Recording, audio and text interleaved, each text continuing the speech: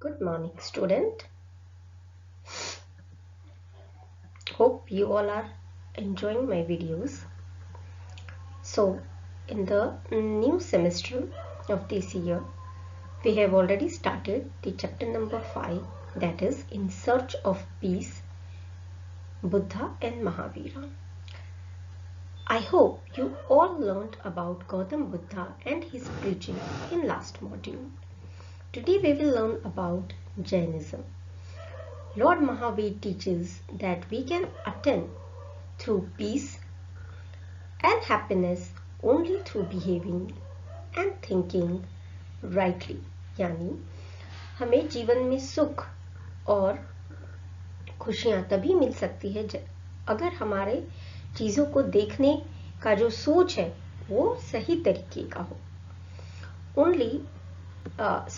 One who neglect or disregard the existence of earth, air, water, fire and vegetation disregard his own existence which is connected with them. अगर हम ये जो पंचभूतम है means what is this पंचभूतम? Earth means हमारी पृथ्वी, air, water, fire और ये जो natural vegetation है, पेड़ पौधे, अगर हम इनकी जो एग्जिस्टेंस है इसको हम इग्नोर करते हैं, that means we are ignoring our self. Okay, so with this thought let's start our today's session. Okay children,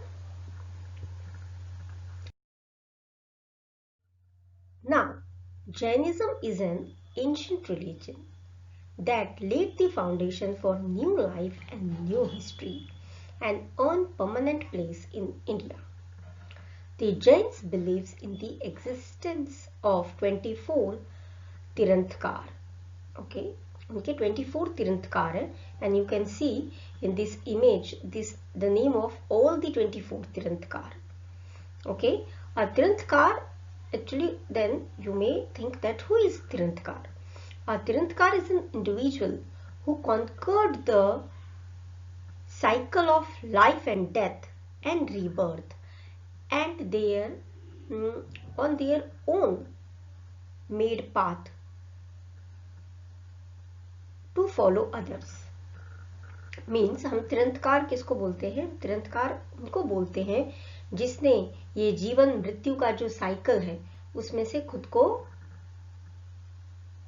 relieve कर दिया हो. ओके, उस साइकिल को वो समझ गए हो और उसको उस साइकिल में से खुद को निकाल लिया हो और एक ऐसा पाथ बनाया हो समझ के जो दूसरों को भी जिंदगी को समझने में हेल्प करे. The Agam's text are the main source of knowing about the Jainism. So, text called Agam, उसमें से आपको सबसे ज्यादा जैनिज्म के बारे में जानने को मिलेगा. The first Tiranthakar was the Rishabhdev और the Adinath.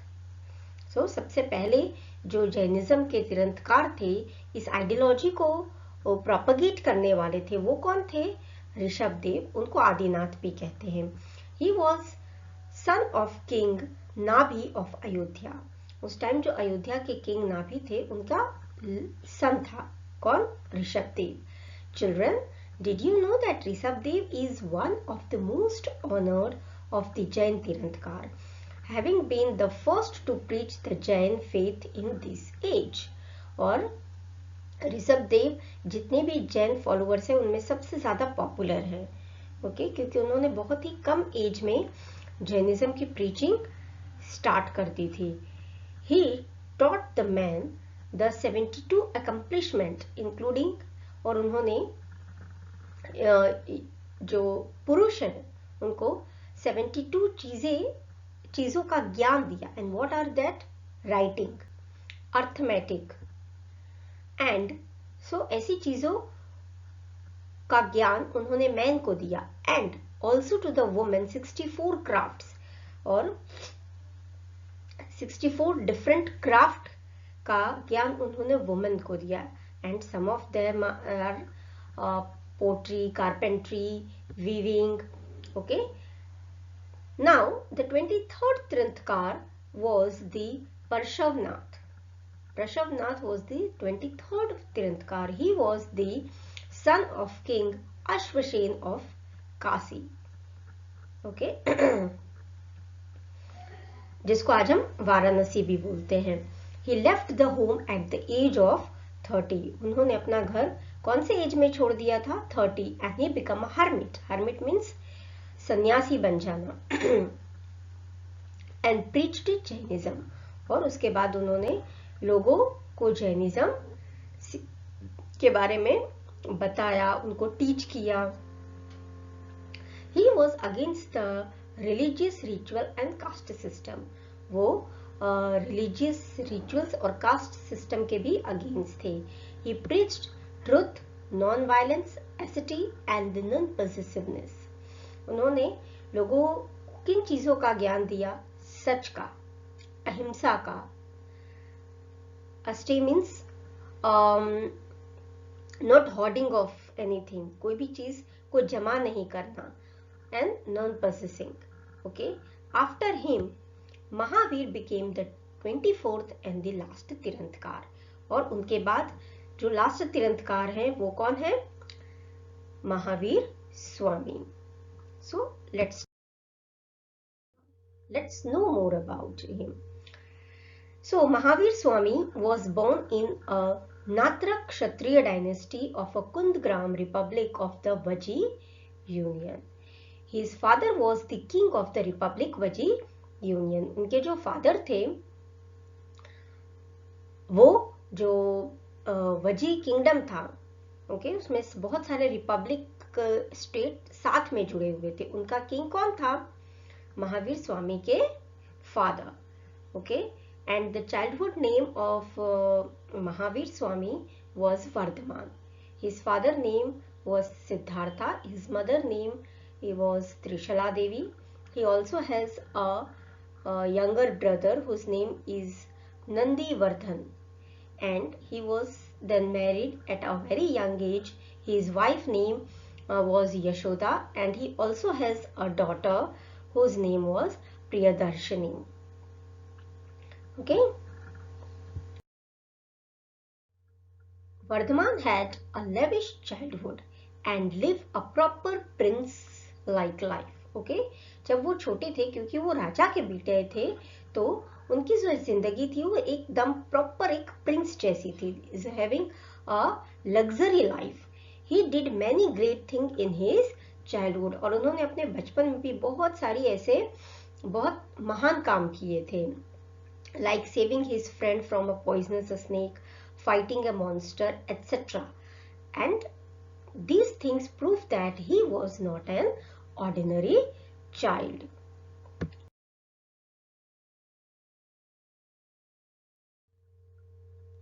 He was born with all worldly pleasure and luxury, but somehow he never attracted by them. क्योंकि वो एक राजा के बेटे थे तो उनके पास प्लेजर लग्जरी बचपन से ही था, लेकिन ये सारी चीजों ने उनको कभी भी अट्रैक्ट नहीं किया. ओके. वो इन चीजों से खुश नहीं होते थे, उन चीजों को देख के हैप्पी नहीं होते थे. Mahavir abandoned all worldly pleasure at the age of 30. और उन्होंने 30 साल की उम्र में ये सारा प्लेजर और लग्जरी छोड़ दिया. Left the home in search of the spiritual awakening and became a hermit. तो लाइफ क्या है, स्पिरिचुअलिज्म क्या है, इन सारी चीजों को जानने के लिए उन्होंने 30 साल की उम्र में अपना घर छोड़ दिया और वो भी एक संत बन गए. Is it? He also became a hermit. He lived like a bhikshu and practiced intense meditation for 12 years. और उन्होंने अपने घर छोड़ने के बाद वो एक भिक्षु बन जाते हैं और 12 सालों तक कठोर मेडिटेशन करते हैं, तप करते हैं. On the bank of the river Rijupalika ही अटेंड हाईएस्ट नॉलेज और केवल ज्ञान. और उन्होंने रिजुपलिका नाम का एक रिवर है उसके किनारे बैठ के कठोर तपस्या की थी और वहां उनको असली ज्ञान प्राप्त होता है. That is he got enlightenment. He was called Jinn as he conquered his mind and senses. क्योंकि उन्होंने अपने दिमाग पे पूरी तरह से जीत हासिल कर ली थी, उनका दिमाग बिल्कुल उनके वश में था, इसलिए उनको जिन भी कहा जाता है। हम सबके केस कि हम ऐसे चलते हैं जैसे हमारा दिमाग सोचता है, लेकिन ये जो महापुरुष होते हैं, जो बहुत बहुत कठोर तप करके ज्ञान अर्जित करते हैं, एनलाइटनमेंट होता है, उनको नॉलेज आता है लाइफ का, वो अपने तरीके से अपने सेंसेस को, व्हाट इज सेंसेस मीन्स, हमें जो इच्छाएं, जो डिफरेंट सेंसेस है, इस कारण से हमें डिफरेंट इच्छाएं होती है, तो अगर हमें ज्ञान अर्जित हो जाएगा तो हम उन इच्छाओं को कंट्रोल कर सकते हैं। Is it?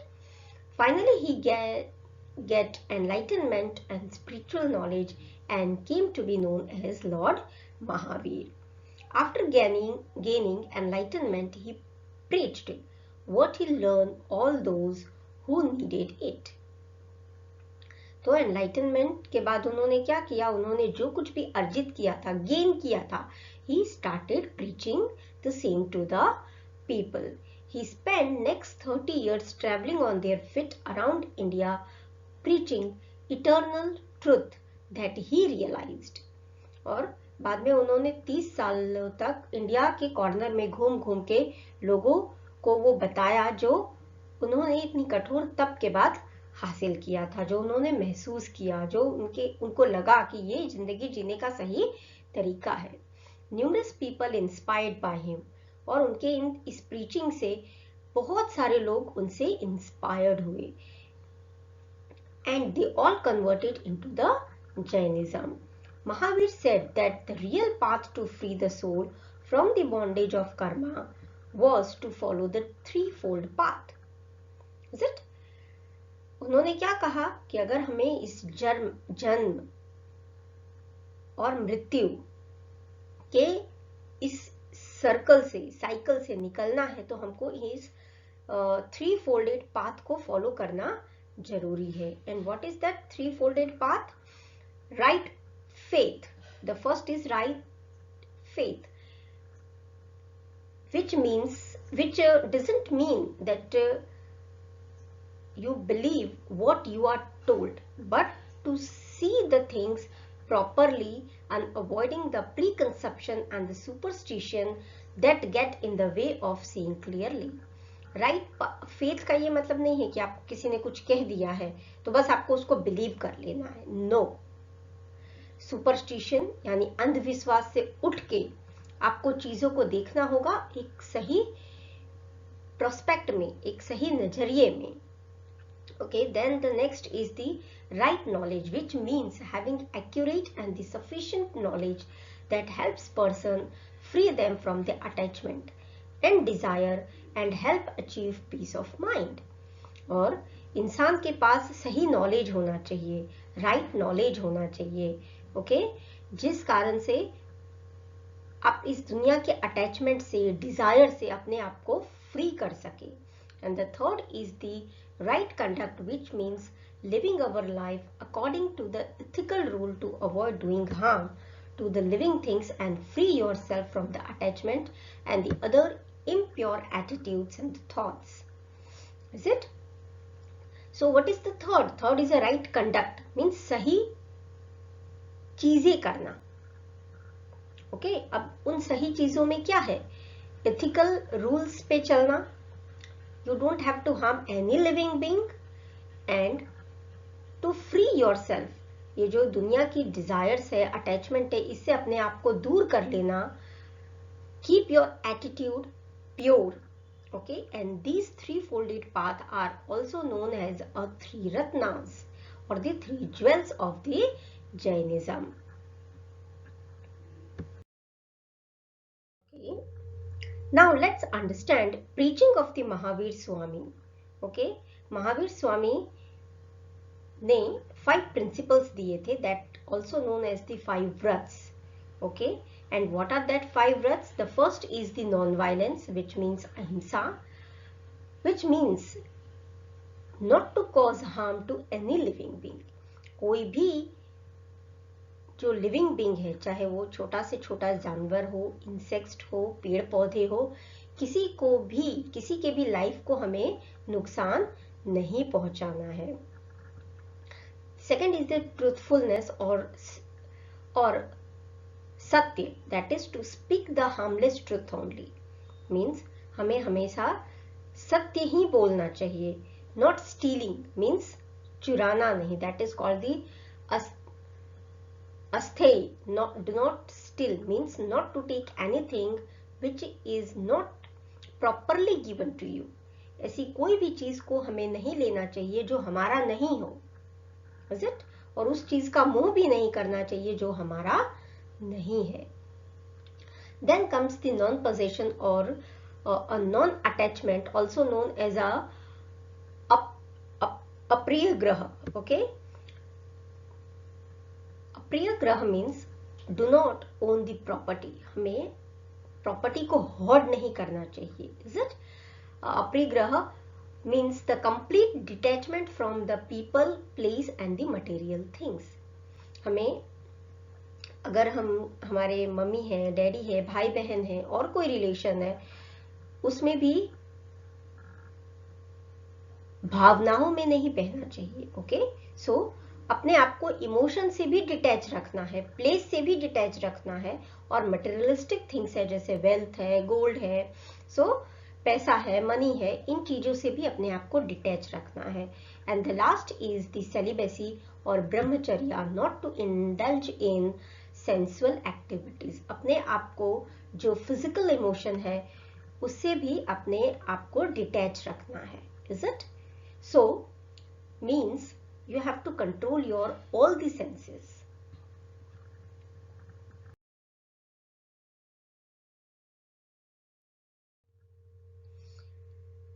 Mahavir Swami rejected the concept of God as a creator, protector and destroyer of the universe. उन्होंने गॉड का जो रूप लोगों ने बना के रखा है कि वही क्रिएटर है, वही प्रोटेक्टर है और वही सब कुछ है, इस थियरी को उन्होंने रिजेक्ट किया। He also criticized the worshipping of the god or goddesses as a means of the material gain for the personal benefit. है ना, हम भी ये करते हैं ना, भगवान के आइडल के पास जाते हैं, हाथ जोड़ते हैं, हे भगवान इस बार मैं एग्जाम में पास हो जाऊं, करते हैं ना ऐसा। सो ही ऑल्सो क्रिटिसाइज कि हमें जो भगवान की भक्ति है, वर्शिपिंग है, वो मटेरियल गेन या पर्सनल बेनिफिट के लिए नहीं करनी चाहिए। He was against the religious sacrifice done by the people and also preached the people that women should be given equal rights in the society. He also as he used to preach in the local language like Ardhamaghi and Prakrit, the people used to inculcate his teaching as it was simple. Okay, the ultimate objective of his teaching was how one can attain a total freedom from the cycle of the birth, life, pain, misery and death. हमारा जो life का जो cycle है, जिसमें हमारा जन्म होता है, हम जिंदगी जीते हैं, हमको दुख होता है, हमारे बहुत सारे बिलीफ होते हैं, देन वी डाई।